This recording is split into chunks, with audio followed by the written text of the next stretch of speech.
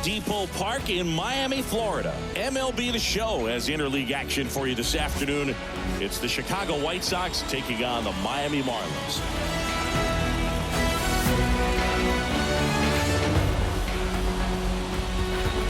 And we'll be back with the first pitch right after this.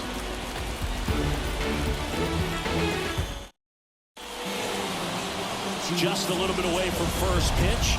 And pitching in this game, Sandy Alcántara.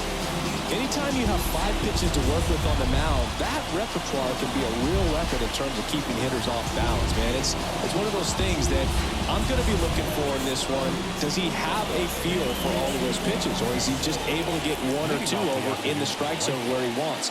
Now, it's tough to do to be able to command all those pitches, but if he can, he is going to be very tough for the opponent today. Miguel Vargas in the box now. Takes strike 1.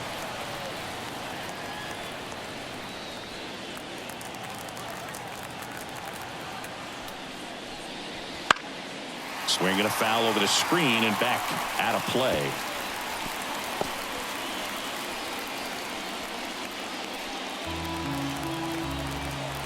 Kicks and fires. Foul ball. It stays 0-2.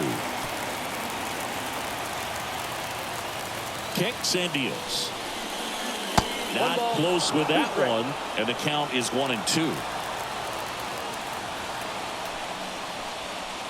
Swing and a miss, and he's down on strikes and 1 away. Well, I'm not sure what he was waiting on right there. He got the changeup and still late on it. You rarely see that. It almost makes you think that he was trying to set the pitcher up. I mean, if you can't catch up to the off-speed stuff, there's no way you're going to touch a fastball. Nicky Lopez up to the plate. And that one ripped into right. Makes the grab. 2 down. Time to check out the lineup for the White Sox. The sluggers in this lineup might not be too happy about the fact that the wind is blowing in today, Chris. Yeah, and you hear pitchers talk about how good it feels when the wind is at their back. And for hitters, you almost feel like beyond just the pitcher coming at you, you've got this other force coming against you. So important to try to get on top of the ball in terms of hitting line drives, maybe really hard ground balls with a good exit velocity that'll get you a base hit, because it's very frustrating. You just hit one on the screws, think it's going to go out of the ballpark, and an outfielder is camped underneath it in front of the warning track. Next offered in there for a strike. No balls, 2 strikes. And ball 1.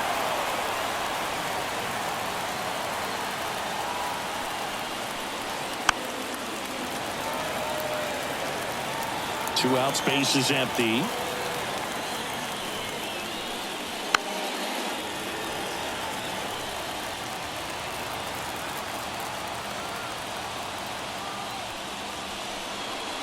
Foul ball, still a 1-2 count.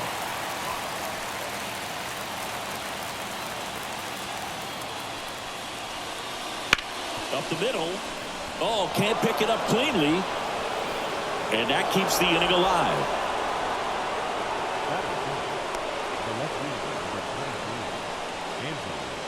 So 2 down. Now the left fielder, Andrew Benintendi. And the first pitch misses for ball 1.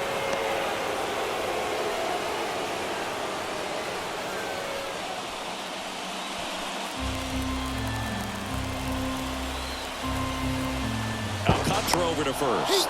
Robert dives back in. 2 gone, but the go-ahead run is at first. And we're just getting started here in the top of the first.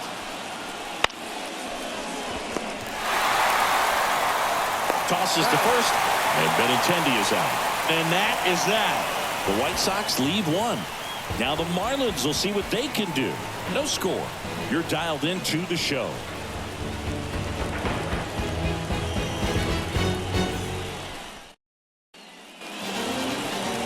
And we're back.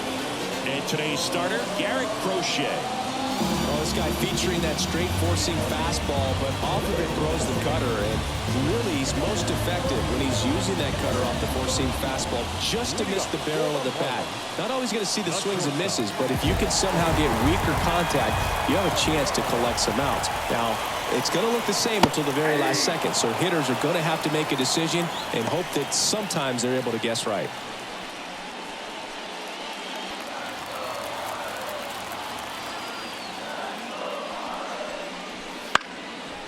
Line drive, base hit. Off to a good start with a leadoff now. Hitting is really easy for some guys. One thing that I can see already, his bat stays in the zone on plane for an extended period of time. And guys like that, they have a high contact rate and they have more barrels because of that bat being on plane. And even when you don't get it great, it's still hit hard enough to dunk something in like that in front of the center fielder. Now it's going to be Connor Norton.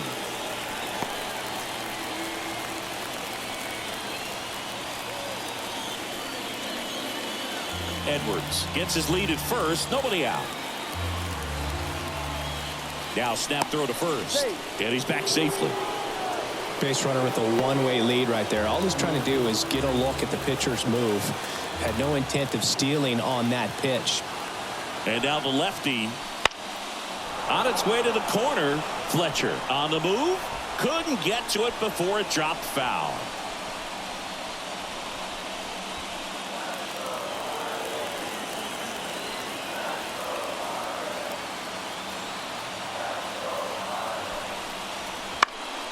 In the air, right side of the infield. Vargas on the move. Drops into the glove. And there's one down. And time now for the Marlins lineup. They're dealing with a top-level arm on the mound, so this figures to be a tough matchup for them. What's the key to the offense today, Singy? Well, Boog, I think when you got a guy that's this talented on the mound, you got to find ways to disrupt his rhythm, make him uncomfortable a little bit. The guys that can handle the bat and perhaps, bunt for a base hit, get him moving off the mound. If you're in the box and he seems to be just in a flow, step out, mess up his timing, somehow try to get in his head a little bit. And then when he does come in the zone, you may only get one pitch. You better not miss it.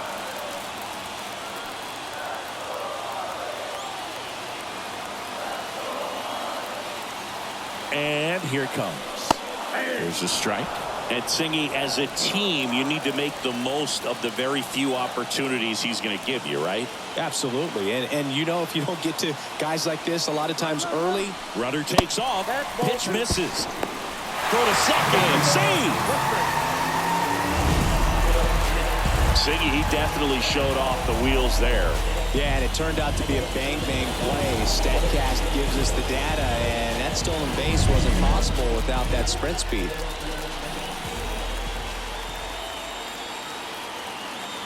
The winning run on second base.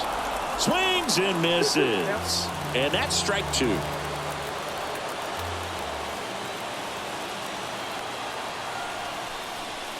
Got him looking. That's a strikeout. Most guys are very aggressive when they see the stakes out there on the base paths and can't understand why he wasn't ready to swing the bat. You've got to be ready to swing the bat in a situation like that with a go-ahead run in scoring position.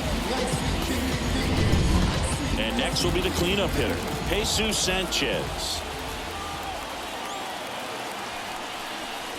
Just missed.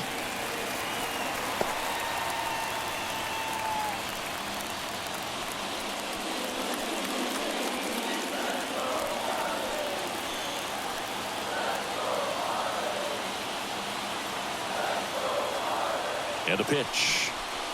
Swing and a miss. Slider right there. Movement for the White Sox in their bullpen. Jake Eder, the rookie left-hander, appears to be getting going. Baroa also getting ready. Runner at second, two down.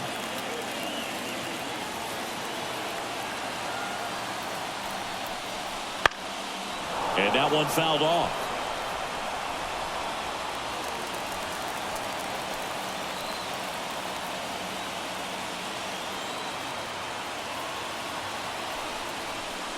And another ball.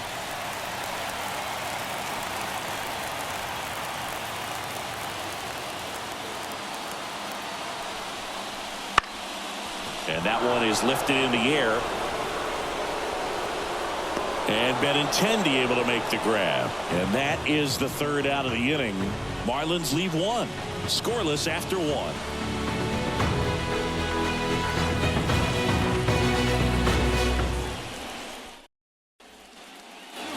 Back here at Loandepot Park. All set for the start of the inning. Andrew Vaughn now.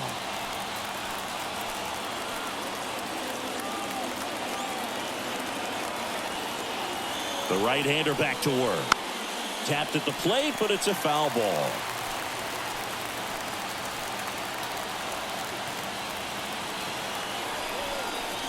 That's in there, and the count is 0-2. Assigned to home plate duty is Ricky Holiday. Bergen, something I've heard players saying about Ricky's strike zone is how he will call the high strike.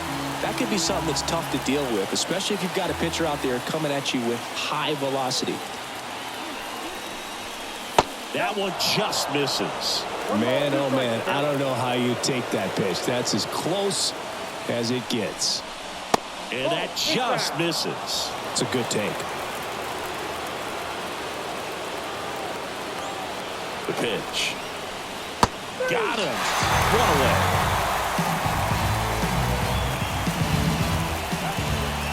So now it's the White Sox DH, Gavin Sheets. There's a strike. 0-1's the count.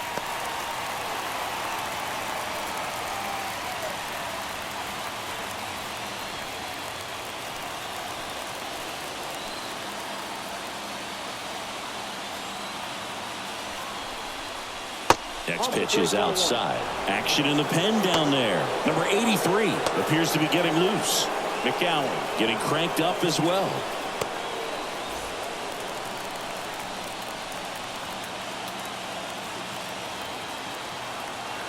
Here's a 1-1. Lays out. Oh, it's off his glove.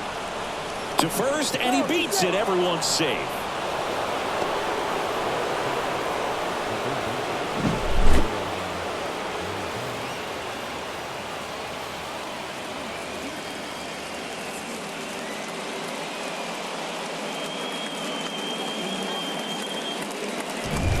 Making a move at first. Here's the White Sox pinch runner, Jacob Amaya.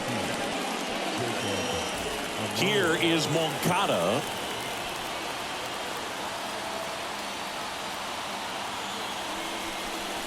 The last thing he wants is to hit the ball on the ground, but I wouldn't expect many pitches up in the zone. They'll be pitching for a double play in this spot.